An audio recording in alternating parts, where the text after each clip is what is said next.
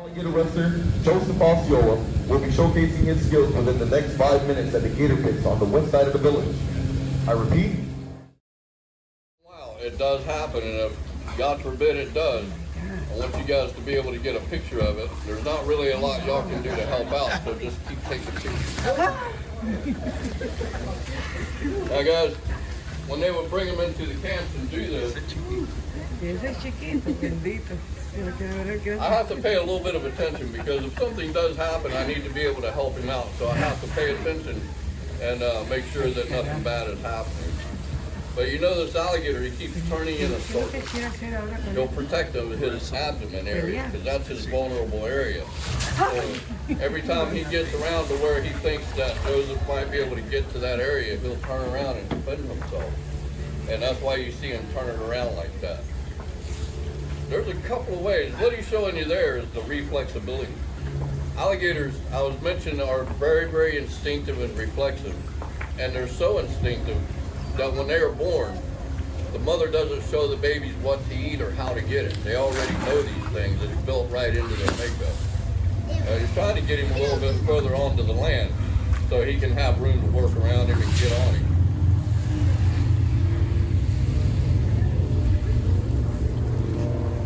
If I stop talking for a minute, just bear with me because I'm just paying more attention. He uses that stick because obviously if you reach out there with your hands and put him in the wrong place and he snaps down like that, that stick would heal much faster than your fingers will. He'll reach out there and touch the alligator on the nose. You notice he doesn't leave his hand lingering out there because this alligator does have the ability to leap out there at you. And you notice he keeps a little bit distant. You can actually put something in the mouth, and if the alligator doesn't see it and he doesn't feel it, then nothing will happen. But if something touches, it's like a mouse trap. It's something that he does not even really control. It just happens.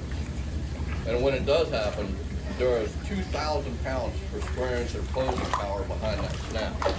So if you get bitten, it's not just the function that happens, it's the pressure behind it.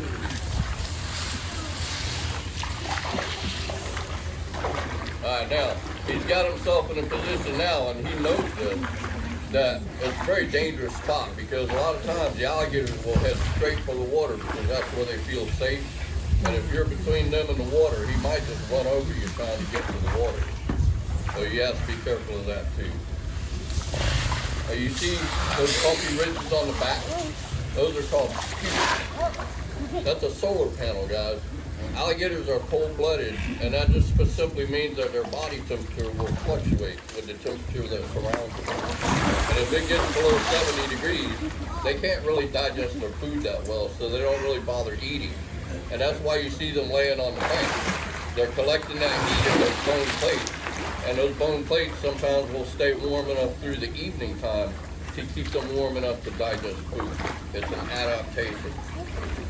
I'm trying to get him up there, but he's being feisty this morning. So it's good though. Yesterday he didn't want to do nothing. He was tired because of the weather. But now he's like more active. He's a little bit more dangerous now because he's awake now. It's a lot warmer today than it was yesterday. So when they're warm, like he said, you know, they can't regulate their body temperature. So now they're alive, they're moving. That's how they digest their food also.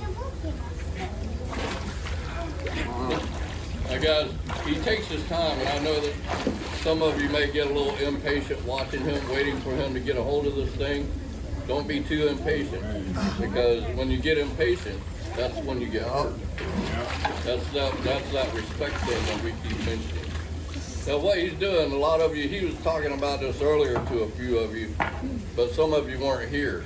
A lot of these shows have turned into a spectator thing where people are waiting to see somebody stick their head in the alligator's mouth. What Joseph is doing is demonstrating simply how we would catch the alligator and bring it home.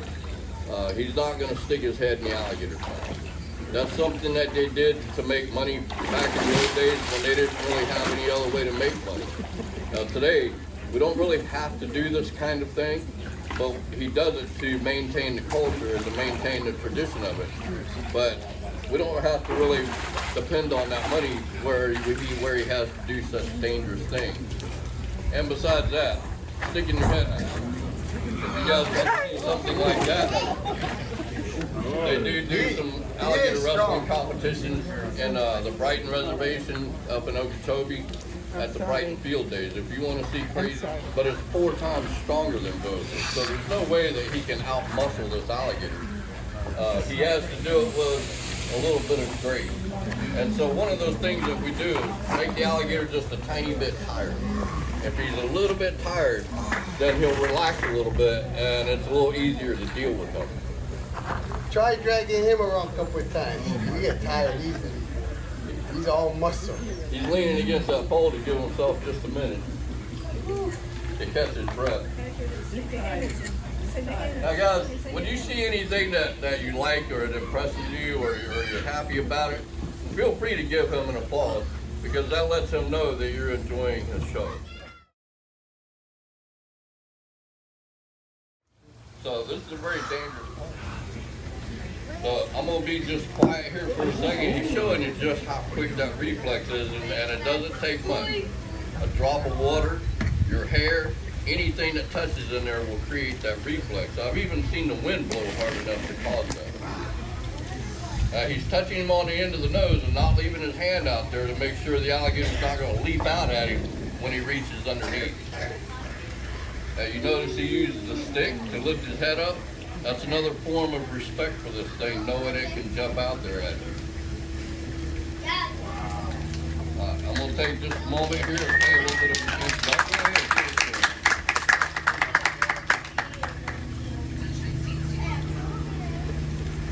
Good. Now, the alligator, if he's got his feet on the ground, it gives him,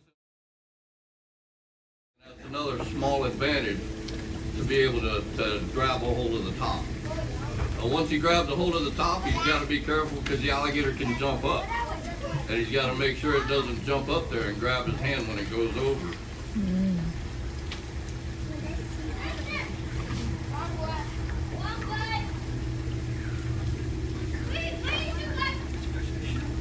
Now you notice, I don't know if y'all can see it, but he slipped his hand down there over the eye. And the reason he puts his hand over the eyes is because he's got to get around to the back. Once he gets on the back, he's in a little bit safer position, but getting there can be dangerous.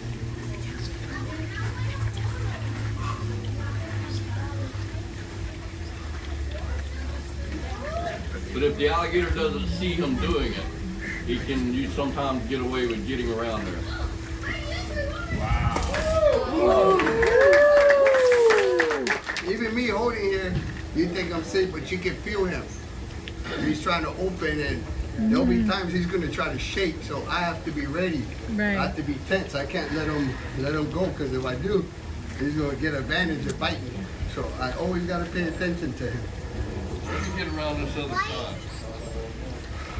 That way, something happens, I can get on the side. Yeah, you can talk. All right, now, before he does anything, he is going to show you what made alligator wrestling famous. It's what we call the Florida smile. And he's going to open his mouth and show you that big Florida smile. He's going to grab a loose portion of skin under the jaws. Now guys, you cannot force this alligator's mouth open. He has 2,000 pounds per square inch of closing power, as I mentioned earlier, so you can't really force him open. But the alligator wants to bite something. And so sometimes you can get them to open up. There's 40 teeth on the top, 40 teeth on the bottom, and all of them are made for ripping, tearing, and crushing. There's no chewing teeth in there. They don't really chew their food. They grab a hold of it, they crush it if it's a turtle or something like that, and they'll swallow it whole. See that head? See how he's trying to roll over? Yeah. Now guys, you can't feel it, and neither can I, but what he feels a lot of what's going on with this alligator, and that's how he knows when he can do this stuff. This alligator is so strong, and that's why you see him tense like that, because it's taking all he's got to hold the jaw shut and hold the alligator still enough to do this stuff. So it's not always the speed of the alligator, it's more so the strength of them. All right. When you go out there by yourself, you don't have anybody helping you. And so you have to be able to tie these jaws shut by yourself. And You have to be able to hold them shut. You need 2 hands to tie that rope. So something else has to hold him shut. That's his chin and chest. So he's going to hold him shut like that.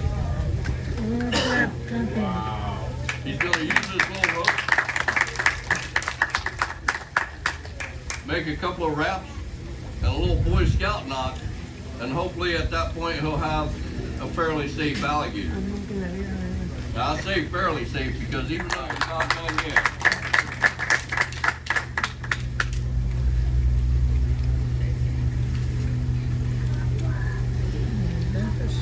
These are cool.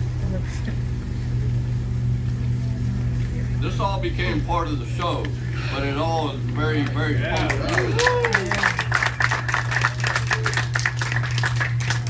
They consider these stunts, but these are very functional stunts.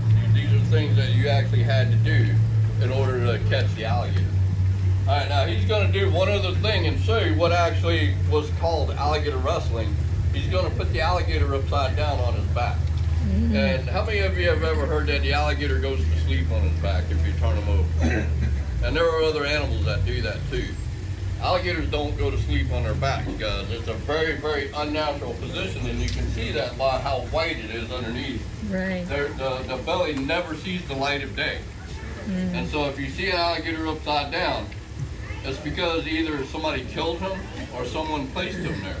And the functionality of that is when you put them in your canoe to take them home, if they're on their belly, they're going to jump out of your canoe. And so you turn them upside down and get them a little disoriented so that they don't jump out of your canoe on the ride home. Now you notice how he uses the tail to keep himself. He'll use it, and if I were to reach out there and kick it around, he can get him on over. And it takes just a moment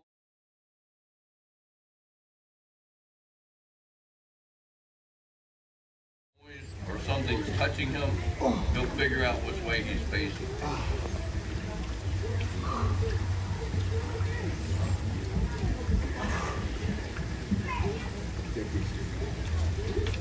Very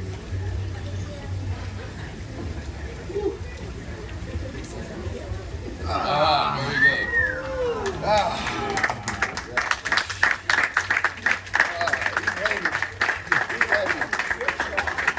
Yeah, that's the part that's actual what people would consider alligator wrestling, because you actually have to wrestle them over upside down. There are different ways to do that, but that one right there was probably the hardest. It's feeling pretty good today, so Joseph wanted to put on a little bit of